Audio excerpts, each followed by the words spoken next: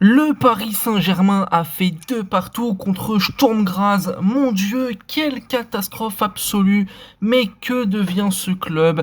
Le Paris Saint-Germain est en train de se mener à sa propre perte. Où est passé le PSG, du bling-bling, des strass, des paillettes, le Paris Saint-Germain qui raflait tout sur son passage? Salut les amis, c'est Podcast FC. Vous l'aurez compris, on va parler aujourd'hui du Paris Saint-Germain en réaction au match amical, le tout premier match amical de la saison du PSG contre Sturm Graz, une équipe autrichienne de bonne envergure. Un match nul de partout et beaucoup d'inquiétudes qui, selon moi, sont injustifiées. Je vais pas vous mentir, j'ai vu beaucoup de critiques négatives, notamment sur Twitter. Ça m'a donné un excellent prétexte pour parler du club, pour parler de la pré-saison, pour parler du mercato et pour faire quelques petits rappels utiles. Bref, installez-vous confortablement, on se retrouve pour un nouvel épisode de Podcast FC que j'enregistre dans un contexte très spécial puisque oui, ce n'est pas une blague, anecdote de tournage, il y a quelqu'un qui dort à côté, fin de la vanne. Bref, installez-vous, on va aborder sans plus tarder ce premier match du Paris Saint-Germain et le résultat qui en a découlé. Tout d'abord, pour commencer, je tiens à rappeler l'essentiel, la base de la base. Ce match amical hier du PSG contre Sturm Graz était un match amical qui, je vais être honnête, ne servait à pas grand chose. Eh oui, ça va peut-être vous étonner que je dise ça, mais en fait, foncièrement, ce match t'en tirera pas grand chose en termes d'enseignement, en termes de leçons. Tu peux en tirer aucune conclusion. Et même du côté des supporters, les gens se sont posés pour regarder le match. Je l'ai fait aussi parce que ça m'intéressait. Mais en fait, on pouvait très nettement s'en passer. On pouvait très clairement avoir un match à huis clos, que ça aurait été globalement le même foutoir. Grosso modo, si ce match on n'en a absolument rien à en tirer, c'est pour deux raisons très simples. La première, c'est que c'est le premier match amical de la saison. Il est donc fait pour se préparer justement par rapport au championnat qui va arriver rapidement, par rapport à la Ligue des Champions qui elle arrivera en septembre.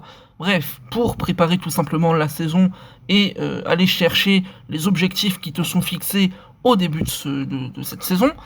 Et deuxième point quand même assez important, hier, je pense que vous l'avez vu, si vous avez regardé le match ou que vous vous êtes un peu intéressé à ça, l'équipe du Paris Saint-Germain, le groupe convoqué et la composition d'équipe, c'était vraiment très faible pour une raison très claire, il n'y avait pas les titulaires. Je vous fais la liste à la louche parce que je ne l'ai pas noté, mais il manquait Donnarumma, il manquait Marquinhos, il manquait Nuno Mendes, il manquait évidemment Lucas Hernandez et Kimpembe qui eux sont blessés, il manquait Vitinha, il manquait bref beaucoup de monde du côté des titulaires. On a eu Hakimi qui lui va disputer une médaille de bronze, un match pour la médaille de bronze aux Jeux Olympiques. On a Seny Mayulu qui lui est en vacances, on a Dembélé aussi qui était pas là. En bref, vous l'aurez compris, il y avait beaucoup d'absents du côté du Paris Saint-Germain. Et donc, de ce fait, il est impossible d'aller tirer des conclusions. Je vous ai même pas cité Mukiele du côté des absents, mais on a vu des remplaçants du côté du PSG, et même parmi les remplaçants, il y avait pas mal de joueurs qui n'étaient pas là. Alors du coup, la question que je me pose, c'est pourquoi et comment des supporters parisiens parviennent à tirer des conclusions sur ce premier match, qui plus est des conclusions alarmistes. Alors oui, je veux bien entendre que le PSG n'a peut-être pas fait le plus beau match, le match le plus abouti. Je peux comprendre qu'il y a eu des problèmes défensifs. Je peux comprendre qu'il y ait des ajustements à faire tactiquement. Je peux comprendre que le PSG a pris 2 buts et que ce soit pas plaisant. J'entends tout ça. Mais aujourd'hui, on est sur le premier match de la saison. Et comme je l'ai dit, c'est un match qui sert à rien avec des enseignements qui sont minimes. Tu ne peux pas tirer de conclusion sur ce premier match de la saison, puisque c'est un match de remise en jambe. Tu commenceras peut-être à tirer des conclusions sur ton équipe et des premiers enseignements au moment de la Ligue 1. D'ailleurs, on a eu une déclaration de Luis Enrique à la presse après le match qui disait « Le chemin est encore long ». J'ai eu l'excellente idée d'aller voir les réactions des Parisiens et grosso modo, les commentaires c'était à base de « Tu m'étonnes espèce de tocard, dégage du club ». Bref, un véritable bonheur à lire, un florilège de bonne foi, d'intelligence et d'analyse franchement très objective, très honnête et avec une énorme lucidité.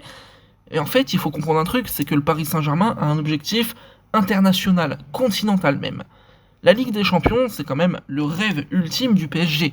C'est la saison dernière une équipe qui a fait une demi-finale, qui possiblement peut faire aussi bien, voire peut-être mieux. En tout cas, c'est l'objectif qui, à mon avis, est fixé et ce serait pas illogique d'y penser, eh ben oui, je suis désolé de vous le dire comme ça, mais le PSG, bien évidemment, qu'ils vont se servir aussi des matchs de Ligue 1 pour travailler, pour tactiquement bosser des trucs, confirmer ce qui a été fait à l'entraînement, pour aussi ajuster l'équipe avec les nouvelles recrues qui vont arriver. Hier, on a vu Moscardo qui a commencé, on a vu Neves aussi qui est rentré en jeu.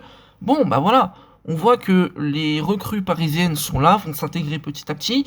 On a eu Safonov qui lui a joué toute la rencontre. Bah ouais, je suis désolé, mais ça va prendre du temps. Ça va pas juste se régler en 15 minutes, ça va pas se régler en un match amical, ni avec le deuxième amical contre Leipzig. Ça va pas se régler après le premier mois de championnat. En fait, le PSG va devoir batailler un petit peu pour progresser, pour tactiquement devenir l'équipe qu'elle veut être, pour intégrer les recrues et avoir l'apport qu'elle veut avoir. Ça va être long, c'est un long processus. C'est quand Luis Enrique dit que le chemin est encore long, ouais, il a raison et je le comprends parce que l'objectif final, c'est pas d'aller gagner la Ligue 1, la Coupe de France, le Trophée des Champions. Bien sûr que c'est des objectifs pour le PSG, mais c'est des objectifs entre guillemets basiques. C'est les choses où si le PSG ne le fait pas, si Paris n'accroche pas la Ligue 1, n'accroche pas la Coupe de France ou n'accroche pas le Trophée des Champions, c'est un cataclysme. Le PSG finalement est évalué sur cette réussite-là qui est un petit peu banalisée sur le plan national, mais aussi et surtout sur la Ligue des Champions, où on a envie de voir Paris aller au bout, aller loin, et où on est extrêmement exigeant. L'objectif du Paris Saint-Germain, et la préparation est tournée d'ailleurs vers ça, ce qui est normal dans tous les grands clubs d'Europe, elle est tournée sur le mois d'avril, de mai, parce que c'est là que les dates très importantes vont arriver. C'est là que finalement ta saison, elle se joue et qu'elle peut basculer de saison où tu as des regrets à saison absolument légendaire. Maintenant, je vous ai dit qu'il n'y avait pas trop d'inquiétude à avoir au Paris Saint-Germain. Je peux pas nier non plus que tout est beau, tout est rose, je peux pas dire ça. Je peux pas nier qu'il y ait des problèmes. Il y en a, bien évidemment qu'il y a des problèmes. Maintenant, faut quand même être relativement optimiste et aussi se poser les bonnes questions. Au PSG, on va être honnête, je pense que tout le monde a remarqué ce problème-là, il manque des recrues. Il manque des recrues parce que sur le mercato, le PSG a raté des dossiers. T'as raté Gvara, t'as raté Alvarez, qui vraisemblablement va aller du côté de l'Atlético. T'as raté aussi peut-être Désiré Doué, qui pourrait peut-être aller au Bayern, on sait pas. Ouais, je comprends la colère, je comprends la frustration, je comprends la déception et peut-être même l'inquiétude. Maintenant, si on prend le marché européen au sens global, concrètement, le Bayern, oui, a avancé, c'est vrai, mais à part peut-être Olise, je considère pas qu'il y ait de recrues vraiment frappantes où je me dis ah ouais, là ok, ils ont fait très fort. Le Real Madrid a aussi avancé, mais si vous regardez bien le mercato du Real, Hendrik, c'était réglé il y a un petit moment déjà. Mbappé, bon, voilà, j'ai pas besoin de vous faire le cheminement, je pense que vous comprenez. Il n'y a pas de club européen aujourd'hui, de cadre européen qui a fait des choses exceptionnelles sur le marché. Alors, on va me dire, l'Atlético a été très actif, c'est vrai. Maintenant, et sans manquer de respect à l'Atlético, est-ce que je considère cette équipe comme étant une prétendante finale au titre de la Ligue des Champions? Non. Non, franchement, je trouve que c'est une excellente équipe, que le mercato est extrêmement intéressant. Quand tu ajoutes en plus de ça Julian Alvarez, bon, j'ai pas besoin de t'expliquer que tu rajoutes une énorme masse de talent, mais c'est pas pour autant que j'attends l'Atlético maintenant, tout de suite, avec des grandes espérances. Franchement, je suis très relativement calme en fait par rapport à ça. Et finalement, les grosses écuries que j'attends, ça va être le Bayern, ça va être le Real, peut-être le Barça, ça va être Liverpool éventuellement. Je pense que vous comprenez. Et City, ces clubs-là n'ont pas foncièrement avancé sur le mercato.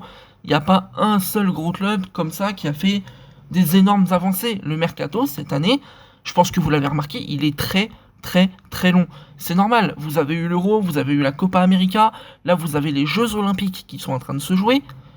Au bout d'un moment, ouais, c'est compliqué de négocier des transferts quand les joueurs sont en compétition. C'est très dur. Et après, pour revenir au Paris Saint-Germain, bien sûr, pour moi, il faut, je vous dirais, un milieu de terrain supplémentaire et 2 recrues offensives, en sachant que Pacho arrive en défense et que normalement, ça devrait se faire d'ici demain. Il faut des recrues, côté parisien, il faut des recrues, c'est clair et net. Mais je pense que tout le monde l'a remarqué. Et même du côté du club, je pense que les gens le savent, que Luis Enrique et que Luis Campos sont au courant. Et je vais même vous dire un truc, je suis persuadé qu'ils bossent dessus. Qu'est-ce qui me fait dire ça? J'ai un exemple qui est très concret que je vous ai cité il y a quelques secondes. William Pacho. Ce mec-là, je vais être honnête, Je le connais pas, je saurais pas vous faire d'analyse dessus. N'ai jamais entendu parler de ce mec. Mais quand la rumeur est sortie du côté du PSG, c'est allé très très vite par la suite. Pour une raison très claire, le PSG a bossé de A à Z en sous-marin sur ce dossier. Et à partir de là, je ne vois pas pourquoi le PSG ne pourrait pas faire de même pour aller chercher un ailier, pour aller chercher peut-être un neuf. Pourquoi le PSG ne pourrait pas bosser en sous-marin? Pourquoi le PSG ne pourrait pas à un moment donné s'activer et réussir à conclure un dossier? Il n'y a pas de raison. En tout cas, moi je ne vois pas de raison apparente qui me disent ouais non, le PSG n'y arrivera pas, le PSG ne fera pas de recrue, et encore moins de raisons qui me disent le PSG ne travaille pas son mercato. On l'a vu avec Pacho, le PSG bosse son mercato, et t'es pas obligé de faire du bruit. Là il y a l'exemple avec Pacho, où on a tout fait en sous-marin du côté du PSG, mais on a eu l'exemple aussi il y a 2 ans avec Vitinha. On a eu une rumeur qui est sortie le soir aux alentours de 17-19h par là, et finalement on a appris vers 1h du matin que c'était bouclé. T'es pas obligé de faire un bruit conséquent. Après, certains me diront, et à juste titre, que quand tu fais des grosses recrues type Gvara, Leao, Osimhen ou que sais-je, ouais, ça va faire du bruit. Parce que on est sur du gros transfert, on est sur des énormes sommes, on est sur des enjeux qui vont quand même être assez importants. Va y avoir un chamboulement sur l'échiquier du football mondial, et donc forcément, ces gros transferts-là font du bruit. Maintenant, et je vais peut-être vous surprendre aussi en disant ça, je ne considère pas que le PSG soit dans l'obligation de faire un gros transfert. Parce que finalement, t'aurais besoin d'un neuf et d'un ailier sur le front de l'attaque, imaginons. Bah, je vois pas en fait en quoi le PSG serait obligé d'aller chercher un top calibre. Alors on va me dire, oui, Mbappé est parti, il te mettait quand même un nombre de buts et de passes décisives assez important. Et je suis d'accord avec vous. Il faudra un attaquant un minimum efficace. Il faudra aussi des ailiers qui savent se montrer décisifs. Je suis parfaitement d'accord avec vous. Maintenant, et je pense que c'est le plus important notamment pour aller chercher la Ligue des Champions, t'as besoin d'une équipe et d'un collectif très fort. T'as besoin d'un bloc équipe vraiment solide, vraiment compact, vraiment solidaire. T'as besoin d'une véritable assise défensive et collective pour pouvoir soit attaquer, soit protéger ton résultat et aller chercher les matchs un peu chiants. À l'image du match du Real Madrid contre Manchester City à l'Etihad, t'as à un moment donné besoin d'avoir cette capacité d'être dégueu, d'être complètement dégueulasse, mais d'être suffisamment bon dans ce que tu fais, même en étant moche, pour obtenir les résultats que tu veux. C'est pas passé loin pour Madrid finalement, ils ont failli passer outre, ils ont failli sortir, ils s'en sortent au tir au but. Mais le match du Real Madrid à ce moment-là m'a impressionné, et pourtant Madrid n'a pas été éblouissant, Madrid n'a pas attaqué, Madrid a fait franchement 80% du match à défendre, très bas. Mais Madrid m'a choqué ce soir-là. Parce que Madrid avait une telle assise défensive, une telle maîtrise collective et un tel don de soi collectif que ouais, j'ai trouvé cette équipe-là vraiment très forte. Alors c'est peut-être pas le football qui m'enchante, franchement, je le dis honnêtement, je me suis même un peu emmerdé devant le match. Mais à un moment donné, dans les matchs de Ligue des Champions, dans les grands matchs, dans les parties qui comptent réellement, bah il y a des moments où tu as besoin de faire ça. Il y a des moments où tu peux pas dominer le jeu. Il y a des moments où tu peux pas être dans l'attaque permanente. Et en fait, ouais, on va me dire, il faut des buts, côté parisien, parce que c'est le propos initial. Il faut des buts, il faut remplacer les stats de Kylian Mbappé. J'entends, et comme je l'ai dit, il faudra des bons attaquants, il faudra un neuf efficace. Pourquoi pas compter sur Gonzalo Ramos, qui quand même à la base a été recruté parce que c'était un bon attaquant, parce qu'il a un potentiel, parce que il a des qualités. Et on l'a vu aussi cette saison, même s'il n'a pas enchaîné, et je trouve ça bien dommage, il a les qualités, il peut peut-être faire quelque chose. Randal Kolo Muani, pareil. J'en ai pas parlé sur le match d'hier, mais il était en jambes. Je l'ai trouvé franchement plutôt intéressant. Alors après, oui, c'était pas encore du grand Randal. Oui, sa première saison au PSG, elle est ratée. Mais dans le football, rien n'est linéaire, rien n'est écrit dans le marbre. Tout peut changer. Demain, on peut voir un Randal Kolo Muani absolument énorme et qui te sort une saison où il met 30 buts. On n'en sait rien. Je vous dis pas qu'il va forcément le faire.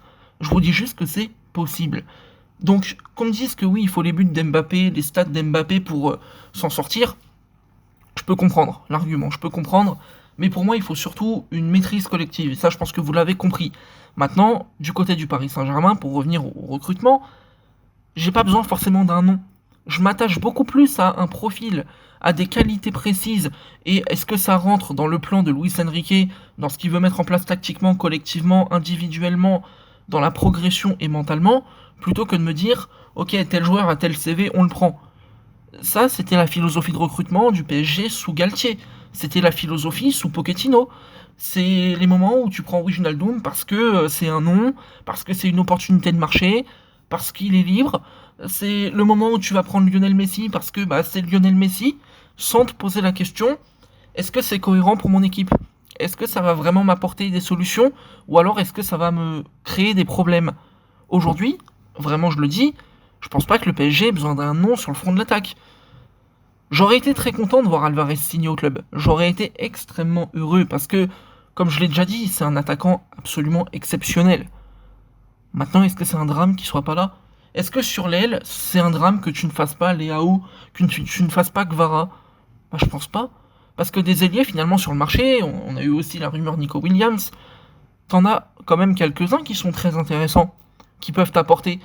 Je suis désolé de le dire comme ça, mais au moment où Bradley Barcola débarque à Paris, j'ai pas envie de dire que personne l'attend, j'ai pas envie de dire que c'est un no-name absolu dans le football.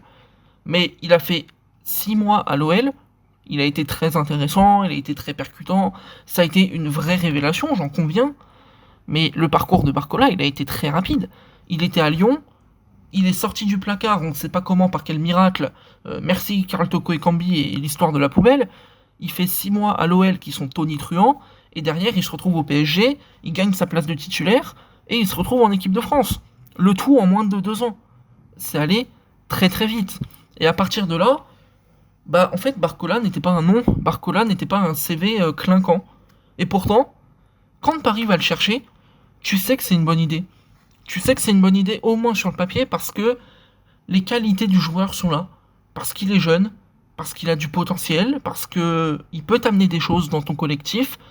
Barcola est un joueur de déséquilibre permanent. C'est un joueur qui va beaucoup provoquer, il a une vraie qualité de dribble, il a une vraie qualité de vitesse, il a aussi une vraie qualité de finition, notamment pour un ailier. Et forcément, quand tu vois la venue de Barcola, ouais, c'est pas un nom. C'est pas une grosse star façon, je sais pas, Ibrahimovic ou je sais pas quoi. Mais on s'en fout en fait. Globalement, on s'en tamponne complet. Parce que le mec arrive, t'apporte ses qualités, et il se module par rapport à ce que veut le coach. Et finalement, t'as une progression qui est fulgurante. Alors demain, je vais vous sortir un nom un peu au hasard. Si tu vas chercher Conceição de Porto, le fils du coach, pourquoi tu pourrais ne pas avoir la même trajectoire? Pourquoi ce serait moins intéressant d'aller chercher Conceição plutôt qu'un mec comme Leao, par exemple? Je vous dis ça un peu comme ça, au hasard et un peu à la volée, mais je vois pas en fait pourquoi on devrait plutôt se fier au CV et au nom plutôt qu'à des qualités et à un profil. Aujourd'hui, je pense qu'il y a une vraie étude. Je pense que le PSG travaille bien mieux qu'avant sur le marché des transferts et que le Paris Saint-Germain a bien ciblé ses besoins. Et ça, j'en suis convaincu. Ça bosse. J'ai pas d'infos, je suis pas insider, j'en sais pas plus. Mais je suis persuadé que ça travaille.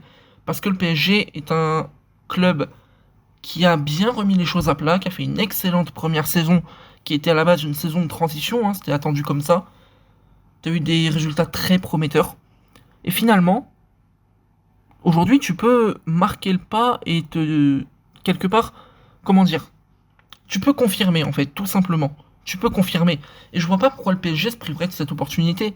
Mais c'est pas parce que tu vas pas signer des noms clinquants que ça y est, ton mercato est un mercato Europa League, que c'est un mercato raté, machin. Ça peut devenir un mercato raté.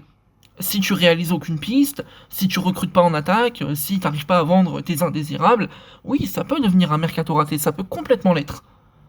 Mais qu'on me dise que le PSG ne bosse pas, que le PSG ne fait rien pour arranger les choses et tout, j'ai bien du mal avec cet argument. Pour moi, c'est franchement bien faux, et c'est une erreur de penser ça. Pour moi, le PSG est dans une phase où il peut progresser, et on le voit, il y a un axe très important sur la jeunesse. T'as signé Moscardo qui a 20 ans, Beraldo doit avoir 20 ans, 21 ans aussi. T'as pris Pacho qui a 22 ans, si je me trompe pas. Bon, t'as beaucoup de jeunes dans ton équipe, t'as intégré Zaguet aussi qui a 18-19 ans, je pense. Même moins, il a 17 ans, si je me trompe pas. T'as Mayolo qui a 18 ans. Bon, t'as beaucoup de jeunesse. Aujourd'hui, l'axe du Paris Saint-Germain, c'est peut-être ça, finalement. D'aller chercher des jeunes, de les développer. Moi, ça me pose pas de problème. À partir du moment où cette équipe-là, elle est talentueuse, elle est cohérente, elle est tactiquement très intéressante, et elle arrive à être efficace et progresser, Je vois pas pourquoi ce serait un problème.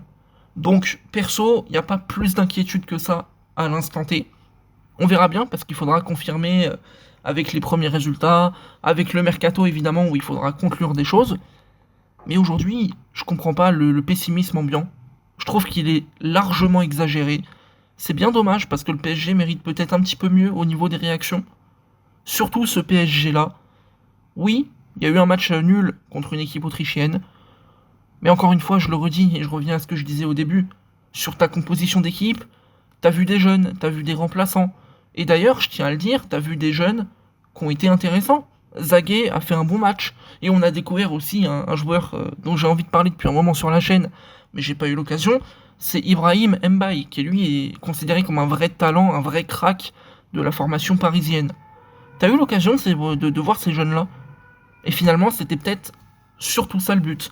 La remise en jambe, voir tes remplaçants, pouvoir bosser tactiquement comme si t'étais à l'entraînement, mais en condition de match, et voir tes jeunes. Finalement, est-ce qu'il faut en attendre plus? Non. Est-ce qu'il y a une surlecture de ces matchs amicaux? Ouais, je pense. Donc voilà les gars. Tout simplement, il faut que le PSG continue sa progression, que le PSG finalise tranquillement son mercato, mais à l'image de toutes les écuries européennes, ça prend du temps et ça va très vite accélérer, j'en suis certain. Pas d'inquiétude. On continue le chemin du côté du PSG. Ça sera très intéressant à suivre. C'était Podcast FC. Likez et abonnez-vous parce que ça me donne un soutien énorme. Vraiment, vous vous rendez pas compte, mais ça fait monter la chaîne. On est bientôt à 100 abonnés. C'est un truc de malade. Reposez-vous bien, passez une bonne journée et on se dit à très bientôt.